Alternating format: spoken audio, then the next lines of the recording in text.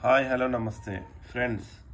మనకి బిహెచ్ఎల్ ఉంది కదా, భారత్ హెవీ ఎలక్ట్రికల్స్ లిమిటెడ్ అని మనకి హైదరాబాద్లో ఆర్సీపురంలో ఉంది, రామచంద్రపురంలో. సో అక్కడ అదే కాకుండా ఇంకా చాలా దాని యూనిట్స్ ఉన్నాయి. సో ఇది ఒక మంచి premier engineering and manufacturing company. So ఇది ఎందుకంటే మనకి మామూలుగా పవర్ సెక్టార్ అన్నట్టు thermal, nuclear, hydro and solar generation, power transmission, defence, aerospace, rail transportation, oil and gas, e mobility with over 180 products offering. అంటే ఈ సెక్టార్లలో కావాల్సిన ప్రొడక్ట్స్ తయారు చేసే కంపెనీ అన్నట్టు ఇది.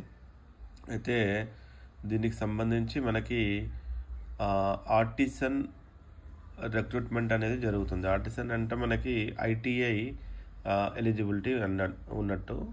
సో ఇక్కడ చూడండి, మనకి బిహెచ్ఎల్కి సంబంధించిన units, the following manufacturing units of BHEL are looking for artisans in the various trades as per the details given below.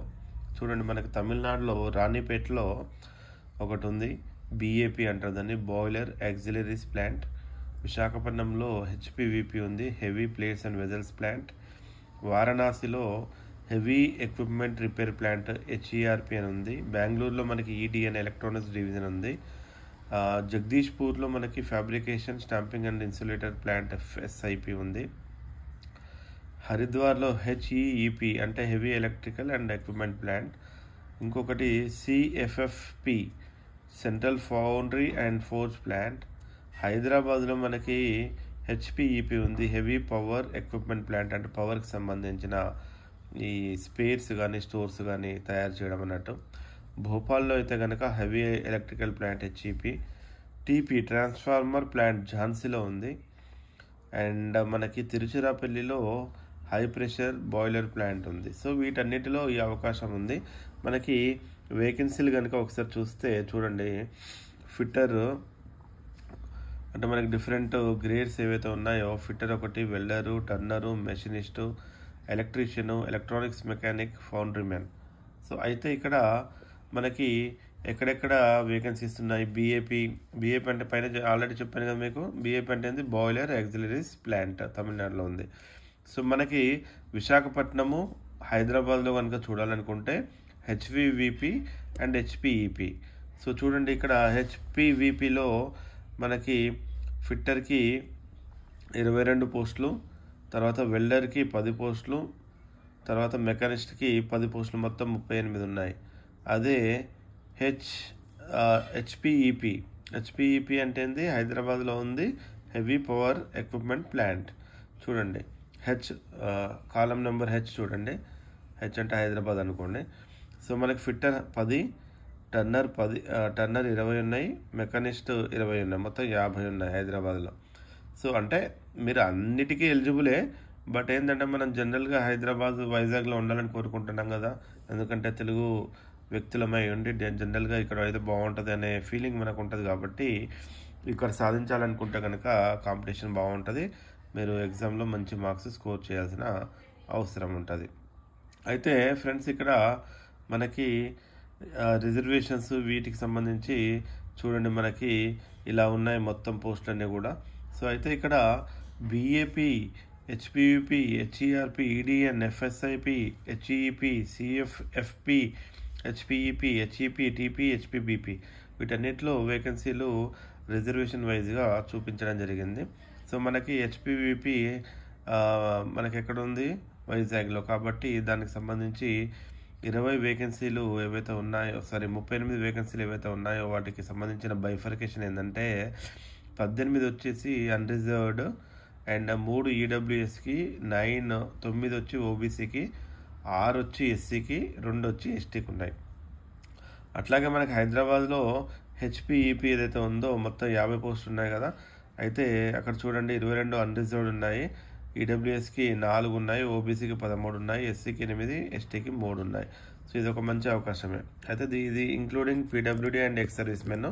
So వాటికి సంబంధించిన పోస్టులు కూడా చూడండి అక్కడ. సో అయితే ఇక్కడ నేను చెప్పేది ఏంటంటే, ఏజ్ రిలాక్సేషన్ వచ్చి మనకి ఎస్సీ ఎస్టీకి అయితే కనుక 5 years రిలాక్సేషన్ దొరుకుతుంది, and OBC non creamy layer అయితే కనుక మనకి 3 సంవత్సరాల రిలాక్సేషన్ దొరుకుతుంది. అట్లాగే పర్సన్స్ విత్ డిజేబిలిటీస్ అంటే పీడబ్ల్యూడీ వాళ్ళకి 10 years, ఒకవేళ జనరల్ కేటగిరీ అయితే 10 years, ఓబీసీ అయితే 13 years, ఎస్సీ ఎస్టీ అయితే కనుక 15 years. అంటే వాళ్ళకి సఫిషియంట్ ఏజ్ రిలాక్సేషన్ ఉంది. తర్వాత ఎక్స్ సర్వీస్మెన్కి గవర్నమెంట్ రూల్స్ ప్రకారం ఇస్తారంట. అండ్ తర్వాత మనకి జమ్మూ కాశ్మీర్ నుంచి ఎవరైతే మైగ్రేట్ అయ్యి వచ్చిన వాళ్ళు ఆ డొమిసిల్లో ఉన్న వాళ్ళకి మనకి ఇంకొక 5 సంవత్సరాలు ఇస్తారని చెప్తున్నారు. కాకపోతే ఆ పీరియడ్ ఎప్పుడంటే మనకి 1980 నుంచి 89 మధ్యలో వచ్చిన వాళ్ళు అన్నట్టు. అయితే ఇక్కడ క్వాలిఫికేషన్ ముఖ్యమైనది. మన క్వాలిఫికేషన్ చూస్తే కనుక మనకి ఏం కావాలి, class 10th plus NTC national trade certificate లేదా ITI plus national apprentice certificate NAC in the respective trade with not less than 60% marks for general. అంటే జనరల్కి 60% మార్క్స్ ఉండాలి, ఓబీసీకి 55 అండ్ ఎస్సీ ఎస్టీకి ఇన్ బోత్ 55% మార్క్స్. 60% వచ్చి మనకి జనరల్కి అండ్ ఓబీసీకి ఉండాలండి, and SC ఎస్టీకి మనకి 55 ఉంటే సరిపోతుంది. అయితే ఇక్కడ చూడండి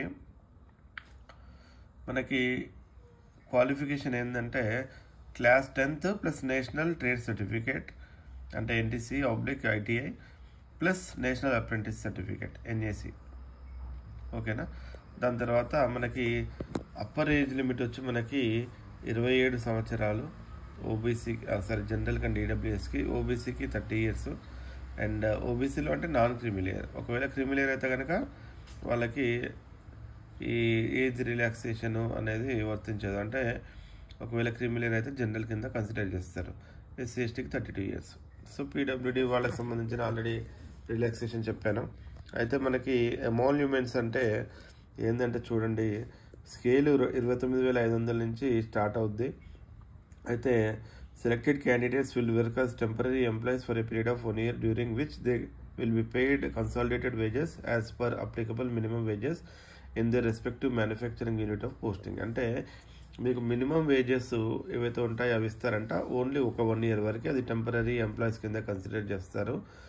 తర్వాత on successful completion of this temporary period they will be regularized and the regular establishment as artisan grade 4 and placed at the minimum scale of 29,500 with applicable allowance in vogue at the time of regularization. The regulation in the regular establishment will be as per the extent company rules. అంటే మిమ్మల్ని 1 year తర్వాత permanent చేస్తారంట artisan grade 4 కింద. So selection process వచ్చి 2 స్టేజ్లో ఉంటుంది. ఆ 2 స్టేజ్లో ఏంటంటే ఒకటి కంప్యూటర్ బేస్డ్ ఎగ్జామినేషన్ ఉంటుంది. అది మీ ఏదైతే ఐటీఐ మీరు ఫిట్టరా లేకపోతే ఫౌండరీ ఇట్లాంటి స్పెషలైజేషన్స్ ఉన్నాయో ఆ స్పెషలైజేషన్లో మీకు ఎగ్జామ్ జరుగుతుంది. ఆ ఎగ్జామ్ జరిగిన తర్వాత 1:5 రేషియోలో మిమ్మల్ని కాల్ చేస్తారు. కాల్ చేస్తే మీరు 1:5 రేషియోలో రావాల్సి ఉంటుంది. అండ్ సో ఇవన్నీ కూడా ఇక్కడ పీడబ్ల్యూడీ వాళ్ళకి, ఎక్స్ సర్వీస్మెన్ వాళ్ళకి కొంత రిలాక్సేషన్ ఉంటుంది. సో దాని తర్వాత మనకి స్కిల్ టెస్ట్ ఉంటుంది. స్కిల్ టెస్ట్ చేసి డాక్యుమెంట్ వెరిఫై చేస్తారు. ఒకవేళ మరి మీరు preference for best runner up apprentice అంటే మీరు అప్రెంటిస్లో ఆల్రెడీ బెస్ట్ అప్రెంటిస్గా ఒకవేళ ఏదైనా సర్టిఫికేట్ ఉంటే కనుక మీకు డైరెక్ట్గా వితౌట్ ఎనీ టెస్ట్ అంటే ఓన్లీ స్కిల్ టెస్ట్ చేస్తారు. డైరెక్ట్గా మీకు ఆర్టిసన్ గ్రేడ్ 4గా తీసుకుంటారు విత్ 2 increments 2 ఇస్తారు. ఒకవేళ రన్నర్ అప్ అయితే కనుక డైరెక్ట్గా ఆర్టిసన్ గ్రేడ్ 4గా తీసుకుంటారు without any test. Medical standards అవన్నీ కామన్గా యాజ్ పర్ కంపెనీ రూల్స్. తర్వాత మీరు అప్లికేషన్ ఫిల్ చేయాలంటే అన్రిజర్వ్డ్ ఓపెన్ ఈడబ్ల్యూఎస్ ఓబీసీ ముగ్గురు కూడా 600 రూపాయలు examination fee plus 400 plus GST మొత్తం 1,072 రూపాయలు కట్టాలి. And SC ST PWD ex సర్వీస్మెన్కి అయితే కనుక 472 రూపీస్ కట్టాల్సిన అవసరం ఉంది. సో ఇది ఆన్లైన్లో మీరు అప్లై చేసుకోండి. మీకు ఏదైనా డౌట్స్ ఉంటే నాకు చెప్పండి ఫ్రెండ్స్, నేను మీకు క్లారిఫై చేస్తాను. కామెంట్ బాక్స్లో చెప్పండి. ఛానల్ని సబ్స్క్రైబ్ చేసుకుంటే మీకు ఇటువంటి మంచి మంచి వీడియోలు దొరుకుతూ ఉంటాయి. సో అయితే ఇక్కడ మనకి mile stones opening of online submission application ఎప్పుడు అంటే 16th July, closing 12th September 2025. అంటే మనకి ఎప్పుడో స్టార్ట్ అయిపోయింది, బట్ ఇంకా చాలా టైం ఉంది. 12th September అంటే మీరు హ్యాపీగా చేసుకోవచ్చు. టెంటేటివ్ ఎగ్జామ్ వచ్చి మనకి 2nd week of September అంటున్నారు.